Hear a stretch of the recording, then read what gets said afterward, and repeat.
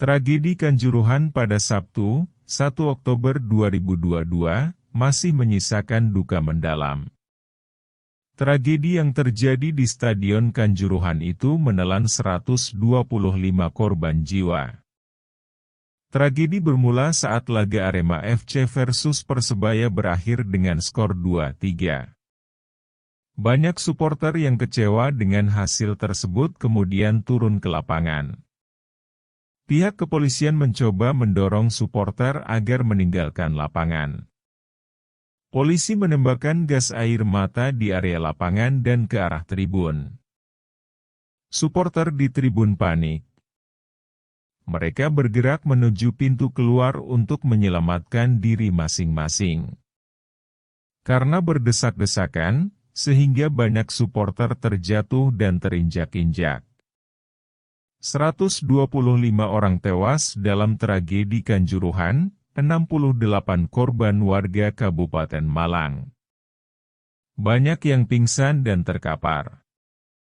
Ambulans datang silih berganti untuk mengangkut para korban ke sejumlah rumah sakit. Tragedi tersebut menelan 125 korban jiwa. Pada 13 Juli 2005, kerusuhan juga terjadi di Stadion Kanjuruhan.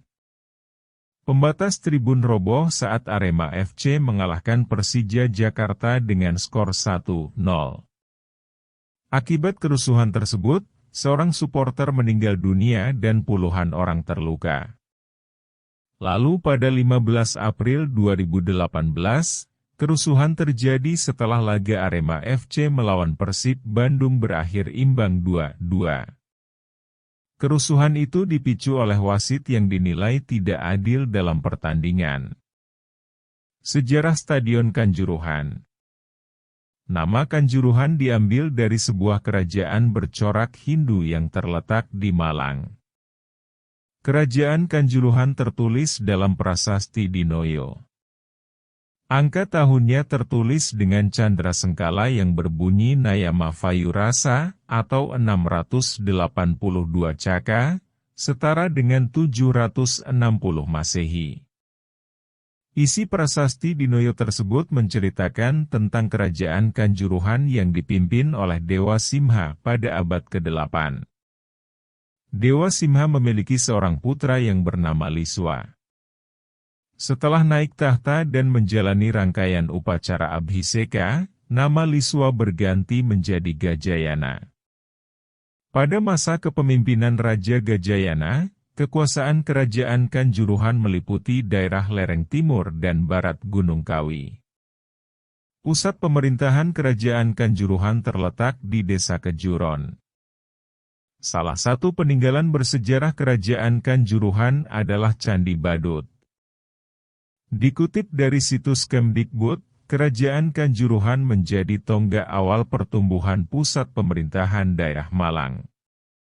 Namun, Kerajaan Kanjuruhan tidak bertahan lama karena ditaklukkan oleh Kerajaan Mataram. Melansir dari laman Kabupaten Malang, Stadion Kanjuruhan dibangun pada 1997 dengan biaya lebih dari 35 miliar rupiah. Lokasinya di Jalan Trunojoyo, Kecamatan Kepanjen, Kabupaten Malang. Stadion Kanjuruhan diresmikan oleh Presiden Megawati Soekarnoputri pada 9 Juni 2004. Dari sumber lain menceritakan asal-usul dan sejarah singkat Kerajaan Kanjuruhan.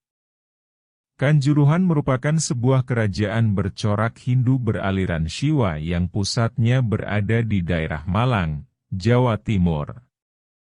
Kerajaan Kanjuruhan diperkirakan berdiri pada abad ke-8 Masehi. Agama Hindu yang dianut kerajaan ini adalah aliran Hindu Shiva. Perekonomian kerajaan ini berasal dari sektor agraris. Sektor agraris ini umum dijumpai sebagai penopang perekonomian kerajaan-kerajaan di Pulau Jawa.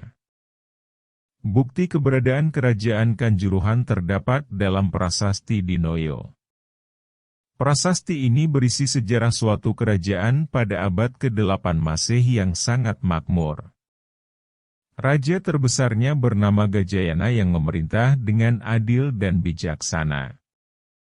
Peninggalan kerajaan ini adalah Candi Badut yang terletak di Malang. Candi yang berfungsi sebagai pemujaan Dewa Siwa ini masih ada sampai sekarang.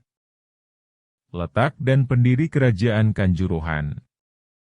Letak Kerajaan Kanjuruhan berada di daerah Malang. Menurut Prasasti Dinoyo, kerajaan ini lebih tepatnya berada di sebelah barat daya daerah Malang saat ini. Daerah tersebut adalah Tlogomas, Merjosari, Ketawanggede, dan Dinoyo. Keempat daerah tersebut merupakan kelurahan yang menjadi bagian dari kota Malang saat ini. Di tempat tersebut ditemukan berbagai peninggalan dari Kanjuruhan.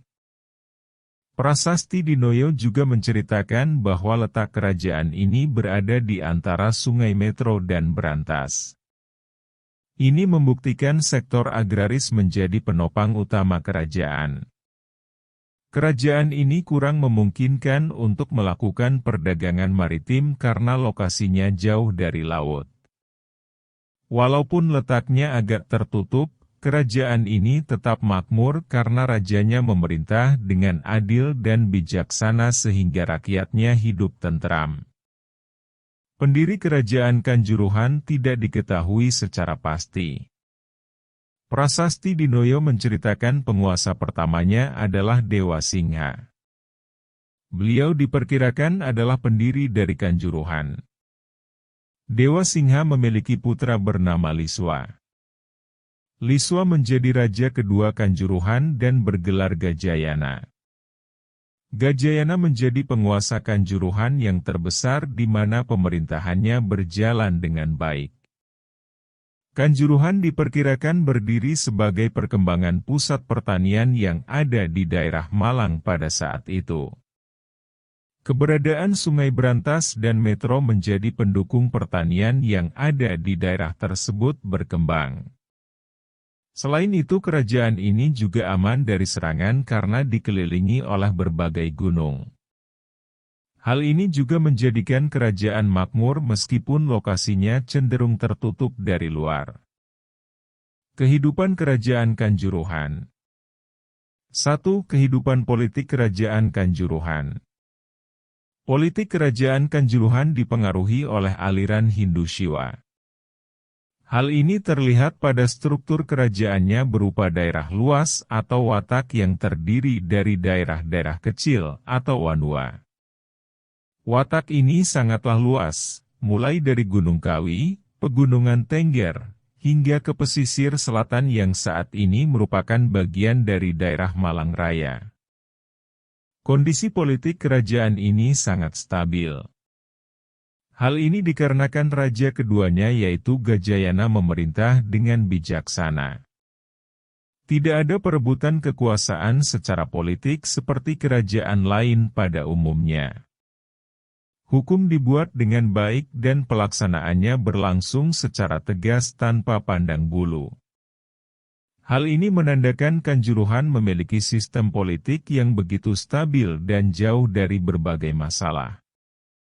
2. Kehidupan ekonomi Kerajaan Kanjuruhan.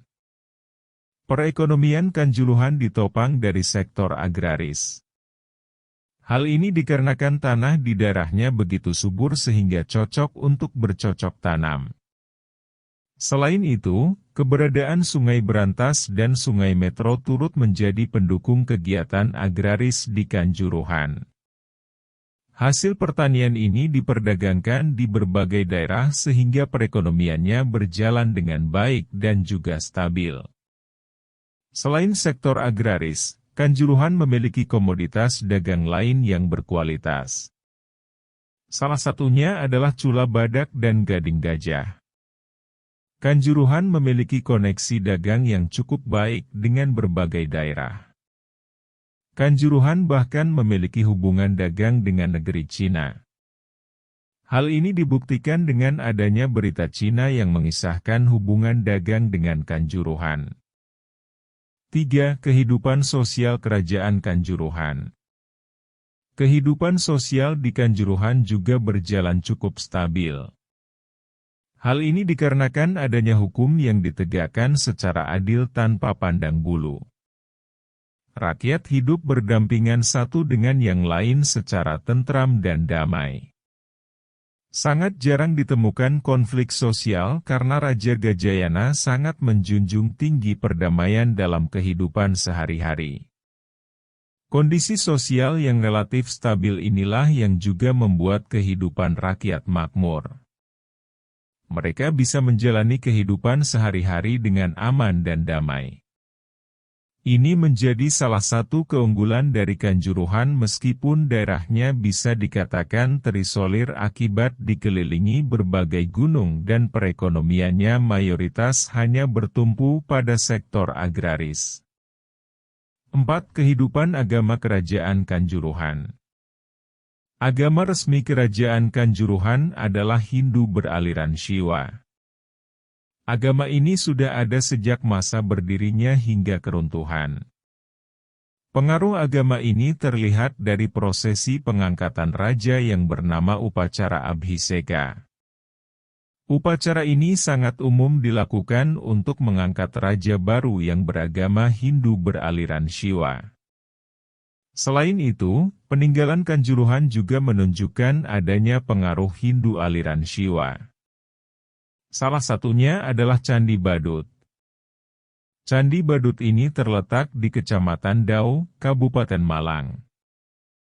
Candi Badut menceritakan sejarah Kanjuruhan dengan agama resminya berupa Hindu aliran Shiva. Diperkirakan dulu terdapat tempat pemujaan Shiva di candi ini meski sekarang tidak ada lagi. 5. Kehidupan budaya Kerajaan Kanjuruhan. Kebudayaan di Kanjuruhan sangat dipengaruhi agama Hindu aliran Shiva. Hal ini terlihat jelas bagaimana pemerintahannya sangat menghargai berbagai kebudayaan yang terdapat dalam agama Hindu aliran Shiva. Salah satu buktinya adalah pembuatan arca Resi Agastya. Arca ini dibangun dengan berbagai corak Hindu aliran Shiva. Bahan utamanya adalah batu hitam yang sangat berkualitas dan indah. Selain itu, kebudayaan yang lestari di Kanjuruhan adalah semangat menuntut ilmu dan menaati hukum secara tertib. Kedua hal ini yang menjadikan kehidupan di Kanjuruhan begitu tentram dan damai. Kedua budaya ini menjadi hal yang selalu digaungkan oleh Raja Gajayana. Tidak heran jika di Kanjuruhan jarang terjadi perampokan atau bahkan perang dengan kerajaan lain. Sistem dan perkembangan pemerintahan Kerajaan Kanjuruhan. Pemerintahan di Kerajaan Kanjuruhan sangat berpegang teguh pada agama Hindu aliran Shiva. Terdapat hukum yang mengatur bagaimana pemerintahan berjalan. Rakyat juga mematuhi hukum yang dibuat secara tertib. Hal ini dikarenakan mereka percaya dengan pemerintah yang membuat hukum dengan adil dan melaksanakannya secara tegas tanpa pandang bulu. Ketika Kanjuruhan berada di bawah kekuasaan Kerajaan Mataram kuno, terdapat perubahan dalam susunan pemerintahannya. Pemerintahannya dipimpin oleh Rakian Kanuruhan. Beliau membagi daerah Kanjuruhan menjadi dua bagian. Bagian pertama adalah daerah yang luas yang disebut Watak. Bagian kedua adalah daerah-daerah di dalam Watak yang disebut Wanua. Silsilah Raja Kerajaan Kanjuruhan. 1. Dewa Singha. Sebenarnya pendiri Kerajaan Kanjuruhan belum diketahui secara pasti. Hanya saja, menurut prasasti Dinoyo penguasa pertama Kanjuruhan adalah Dewa Singha. Beliau adalah ayah dari Raja Gajayana yang menjadi penguasa terkenal dari Kanjuruhan. Dewa Singha diperkirakan berkuasa pada awal abad ke-8 Masehi. Tidak banyak yang bisa diketahui mengenai pemerintahan Dewa Singha di Kanjuruhan. Prasasti Dinoyo hanya menceritakan bahwa beliau memiliki keraton yang besar. Keraton tersebut telah disucikan oleh api Shiva. Pada akhirnya, Kedudukannya sebagai raja digantikan oleh putranya yaitu Liswa yang memiliki gelar Gajayana. 2. Raja Gajayana. Raja Gajayana adalah penguasa kerajaan Kanjuruhan yang kedua. Beliau adalah putra dari Dewa Singha yang merupakan raja pertama Kanjuruhan. Sebelum menjadi raja, namanya adalah Liswa. Liswa diangkat menjadi raja melalui upacara Abhiseka dan mendapat gelar Gajayana. Raja Gajayana sangat memegang teguh agama Hindu beraliran Shiva dalam pemerintahannya. Raja Gajayana menjadi penguasa Kanjuruhan yang terkenal. Beliau memerintah dengan adil dan bijaksana. Hukum-hukum ditegakkan tanpa pandang bulu sehingga rakyatnya memperoleh keadilan yang setara. Perekonomian Kanjuruhan juga maju dengan ditopang sektor agraris dan perdagangan. Raja Gajayana diperkirakan berkuasa pada tengah sampai akhir abad ke-8 Masehi. 3. Pangeran Janania dan Putri Utejana. Putri Utejana merupakan anak dari Raja Gajayana. Setelah dewasa beliau menikah dengan Pangeran Janania dari daerah Paredeh. Setelah Raja Gajayana wafat, kekuasaannya dilanjutkan ulah Pangeran Janania dan Putri Utejana. Tidak banyak hal yang diketahui dari pemerintahan Kanjuruhan saat dipegang keduanya. Hanya saja, mereka memerintah Kanjuruhan dengan adil. Setelah keduanya memerintah, Kanjuruhan dipimpin berturut-turut oleh keturunan Dewa Singha. Pada akhirnya, Kanjuruhan menjadi bagian Mataram kuno dan dipimpin oleh Rakrian Kanuruhan. 4. Rakrian Kanuruhan. Rakrian Kanuruhan merupakan pemimpin Kanjuruhan yang sudah menjadi bagian dari Mataram kuno. Beliau membagi Kanjuruhan menjadi daerah luas atau watak dan daerah bagiannya atau wanua. Beliau juga menjabat sebagai pembantu istana kerajaan Mataram kuno. Setelah dipimpin oleh Rakrian Kanuruhan, informasi dari kerajaan Kanjuruhan sangat sulit untuk diketahui. Hanya saja sistem pemerintahan ini berjalan sampai kerajaan Majapahit berdiri dan berkuasa. Masa kejayaan kerajaan Kanjuruhan. Pemerintahan Raja Gajayana adalah tanda dari kejayaan kerajaan Kanjuruhan. Raja Gajayana memerintah dengan adil sehingga rakyatnya hidup dengan makmur. Hukum ditegakkan sehingga pemerintahan dan kehidupan berjalan dengan tertib. Selain hukum, sektor pertanian dan perdagangan juga berkembang pesat. Sektor pertanian berkembang dengan didukung kondisi geografis. Sedangkan sektor perdagangan menghasilkan barang-barang tertentu yang menjadi komoditas dagang berkualitas. Penyebab runtuhnya kerajaan Kanjuruhan. 1. Berkembangnya kerajaan Mataram kuno. Kerajaan Mataram kuno berkembang pada tahun 1847. Perkembangannya sebenarnya menjadi tanda keruntuhan kerajaan Kanjuruhan. Kerajaan Mataram kuno mencoba mengembangkan kekuasaan dengan menguasai kerajaan lain termasuk Kanjuruhan melalui perang ataupun secara damai. 2. Penguasaan kerajaan Kanjuruhan secara damai. Kanjuruhan pada akhirnya menjadi bagian dari Mataram kuno. Tidak terdapat bukti mengenai perang antara keduanya. Hal ini menandakan kemungkinan Mataram kuno menguasai Kanjuruhan secara damai. Kekuasaan Kanjuruhan runtuh dengan menjadi bagian Mataram kuno. Prasasti dan bukti peninggalan kerajaan Kanjuruhan. 1. Candi Badut. Candi Badut merupakan peninggalan kerajaan Kanjuruhan yang masih ada sampai sekarang. Lokasinya di Kecamatan Dau, Kabupaten Malang. Fungsinya untuk upacara pemujaan Dewa Shiva. Candi ini diperkirakan dibangun pada masa pemerintahan Raja Gajayana. 2. Prasasti Sangguran. Prasasti Sangguran merupakan peninggalan Kanjuruhan yang juga masih ada hingga sekarang. Lokasinya terletak di Kota Malang. Fungsinya untuk meresmikan Desa Sangguran menjadi sebuah cagar. 3. Prasasti Dinoyo. Prasasti Dinoyo merupakan peninggalan kerajaan Kanjuruhan yang eksis sampai sekarang. Lokasinya berada di area kampus 3 Universitas Muhammadiyah Malang. Prasasti ini menceritakan sejarah Kanjuruhan mengenai pemerintahan dan juga raja-raja yang berkuasa. Selain itu, Prasasti Dinoyo menjadi rujukan utama peneliti sejarah Kanjuruhan.